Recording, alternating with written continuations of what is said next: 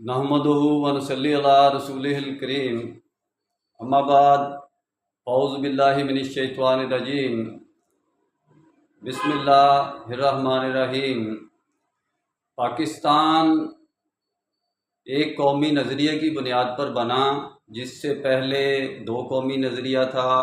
बाद में यानी कि कायदे आज़म ने केस लड़के कानूनी तौर पर यानी उसको नज़रिया पाकिस्तान बन गया, एक कौम का नज़रिया बन गया कि हम मुस्लिमीन एक कौम हैं, हमारी हर चीज़ अलग है, सोसाइटी अलग है, हमारा निज़ाम अलग है। लकुम दीनुकुम वलिया दीन की बुनियाद पर पाकिस्तान बना, एक कौम की नज़रिए की बुनियाद पर बना।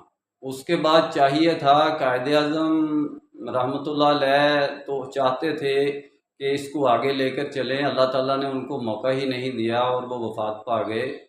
तो इस एक कौमी नज़रिए की बुनियाद पर यानी कि अगर हम पाकिस्तान का हसूल एक इम्पॉसिबल कंट्री की शक्ल में ला सकते हैं, तो क्या इस एक कौमी नज़रिए की बुनियाद पर, इस एक कौम के नज़रिए की बुनियाद पर हम यूनाइटेड स्टेट्स ऑफ मुस्लिमीन नहीं बना सकते कि भाई हम जितने भी इस्लाम वाले हैं एक कौम हैं, हम एक कम्युनिटी हैं, हमारे एक कम्युनिटी रूल्स एंड राइट्स हैं, यानी कि हमारा एक मिल्लत है।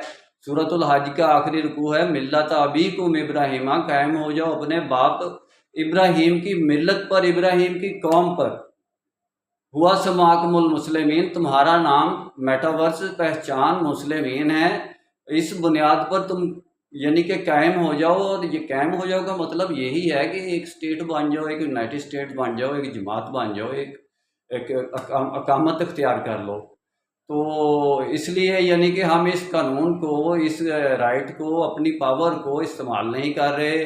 कभी हम यूएनओ से अपने हकूक़ तलब कर रहे हैं, कभी हम पाकिस्तान के अंदर एजिटेशन करके मजहबी जमातें यानी कि हकूक़ हासिल करें। देखें, पीपल्स पार्टी भी हमारी मुस्लिमीन जमात है, मुस्लिम लीग भी हमारी मुस्लिमीन जमात है। शरई निस्बत पर सारे पाकिस्तान के अंदर जितने भी रहते हैं सारे मुस्लिमीन हैं। अगरचे पॉलिटिकल जमातें बनानी होती, पहले तो यह है कि हम एक कौम की बुनियाद पर पॉलिटिकल एजेंडा लेकर आते सियासी जमातें। हमने इस्लाम के नाम को जलील करके रख दिया है, और सबसे पहले तो सियासत की बुनियाद पर पूरी इस्लामिक वर्ल्ड में इस्लामी सियासी जमातें और हो गई हैं, इस्लामी दीनी जमातें और हो गई हैं। यानी कि इस्लाम को सबसे पहले यहाँ से तकसीम किया गया। इस्लाम की जमहूरियत किधर से आएगी? मौलाना मदूदी वाली जमहूरियत का निज़ाम तो बनता ही नहीं है, अक़लियत का बनता है।